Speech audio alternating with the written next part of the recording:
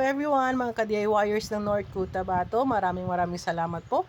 So ayan si Sir Suki po natin yan from Mlang. So paulit-ulit, pabalik-balik po silang bumibili sa atin kasi tayo pa lang ang nagbebenta dito sa online. So ayan, tinesting natin ang kanyang biniling Fusion Wave na inverter kasi maganda talaga ang brand na to. Then hindi siya maingay at na-under lang ang fan niya kapag mainit na ang loob ng inverter. So ayan, okay na at binabalot na natin.